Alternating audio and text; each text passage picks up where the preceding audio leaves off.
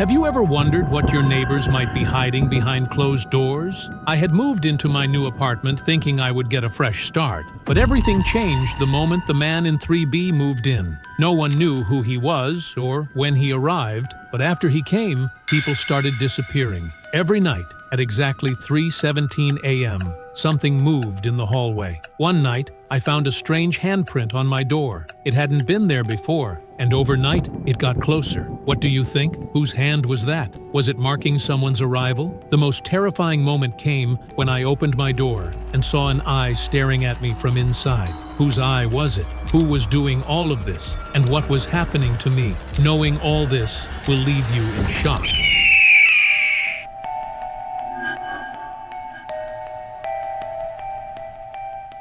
It all began the night I moved into my new apartment. After walking away from a difficult, draining relationship, I needed a fresh start, just peace and quiet. The apartment seemed perfect, 3 stories, not too old, tucked into a quiet neighborhood. I moved into Unit 2B. I hadn't met anyone yet, but while carrying boxes up the stairs, I saw them, my new neighbors in 2A, a couple. The man was tall, with a stiff posture and deep, unreadable eyes. The woman was smaller, clinging to his arm like she didn't want to let go. Neither of them smiled. They didn't say a word, just stared. There was nothing obviously wrong, but something felt off. Their expressions were so blank, so still, that it made me feel like I was the one out of place. What's really going on behind that door? That first week was uneventful. I worked late shifts, came home past midnight, and went straight to bed. No noise, no drama, just the silence I thought I wanted. But then came the tapping. Around 2 a.m., I heard it for the first time. Soft, steady,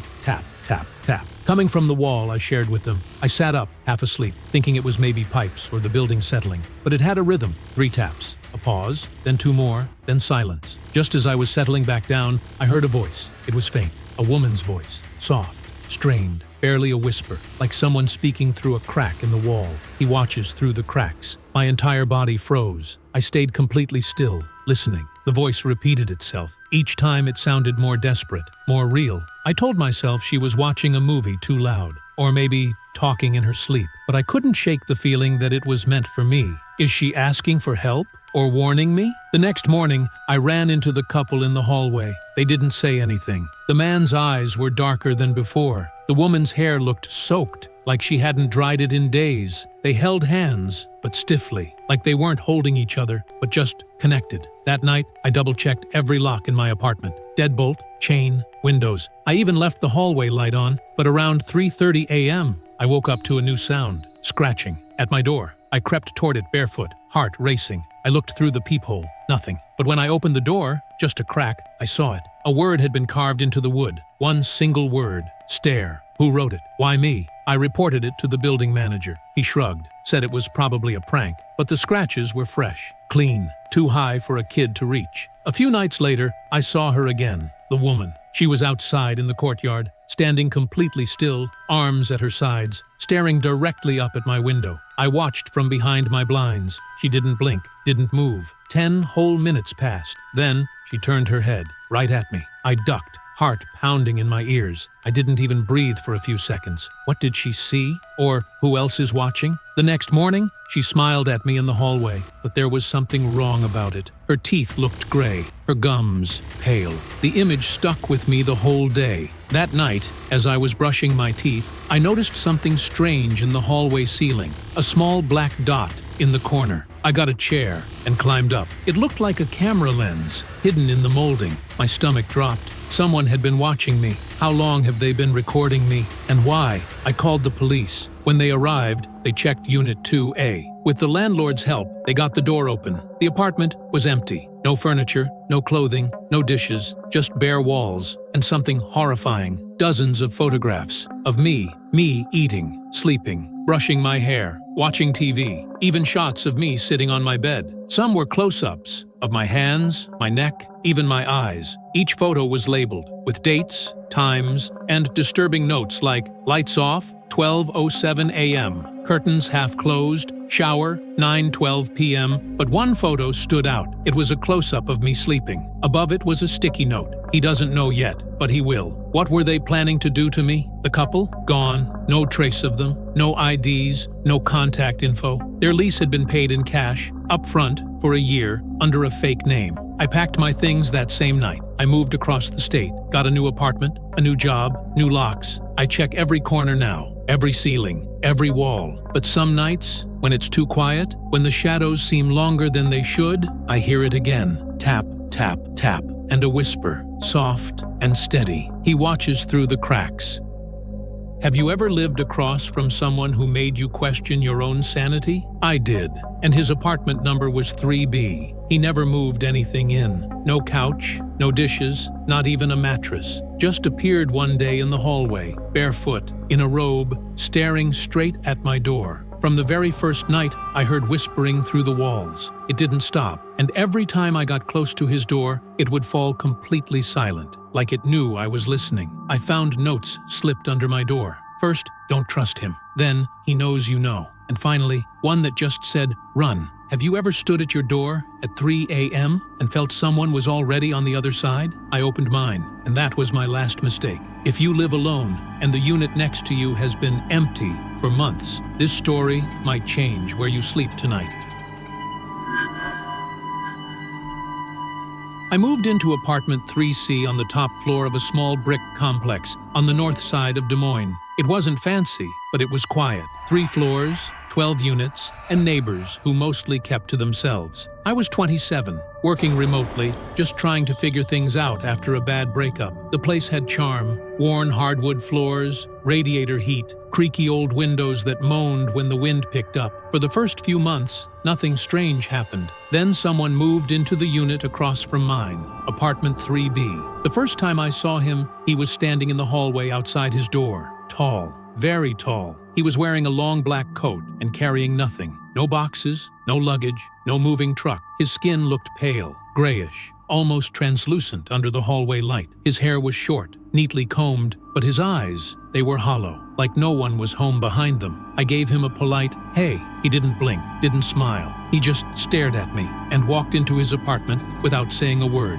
That night, I heard the first sound. It was after midnight when I noticed it, a low, pulsing whisper coming through the wall that connected our units. Not music, not TV. A steady, rhythmic murmuring, like someone was repeating a prayer or chant under their breath. It stopped after a few minutes, but the next night, it came back, and this time, it was louder, more deliberate, and mixed in with it was something else. A woman's voice, faint, muffled, like she was crying. I leaned my ear against the wall, heart pounding. There was movement, something scraping, something dragging across the floor. I knocked, just once. Instant silence. Nothing. I stood there for a while, listening, but whatever was happening stopped the moment I got too close. I started noticing patterns. The whispering always began after midnight. The dragging sound would follow, and sometimes I'd hear the faint creak of his door opening and closing, though I never once saw him come or go. No packages, no food deliveries, no lights under the door. It was like he only existed when no one was watching. A week later, I ran into him again. I was heading down to the basement laundry room. The hallway was empty, or so I thought. But when I opened the laundry door, he was already inside, barefoot, wearing the same long black coat, just standing there, not doing laundry, not moving, facing the wall like he was listening to something. He turned his head slowly toward me. I froze. His eyes didn't register me. There was no recognition, no acknowledgement. After a few seconds, he turned back to the wall. I left without saying a word. That was when the knocking started. It came every other night, soft taps on my front door, always between 1 and 2 a.m. Never loud enough to wake a neighbor, just enough to pull me out of sleep. I'd check the peephole. No one. One night, I finally opened the door. The hallway was empty, but there was a piece of paper on the floor, folded, inside, written in a shaky pen, "Don't trust him." I went to the building manager the next morning, Rick, old school guy, knew every tenant by name. I asked about the man in 3B. Rick looked confused. He pulled out a folder and checked the records, then said something that made the blood drain from my face. Apartment 3B's been empty since last spring. He flipped the file toward me. No current lease, no tenant, nothing. The last person in that unit, he said, was a woman named Marissa Vaughn. She died in her sleep, strangled. never solved. That night, I didn't sleep. Around 2:15, I heard the sound again, but this time, it was my doorknob. It was turning, slowly, back and forth, like someone was trying to come in. I grabbed a bat and crept toward the door. My hands were shaking so bad, I could barely hold it. The turning stopped. I waited, then looked through the peephole. No one. But there, on the floor, another note. This one said, "He knows, you know." I didn't wait till morning. I packed everything I could fit in a suitcase, left the keys on the counter, and drove to my brother's place across town. A few days later, I came back during daylight with a friend to grab the rest. As we walked up to the 3rd floor, I stopped cold. The door to apartment 3B was wide open. The unit was empty. No furniture, no signs of anyone ever living there.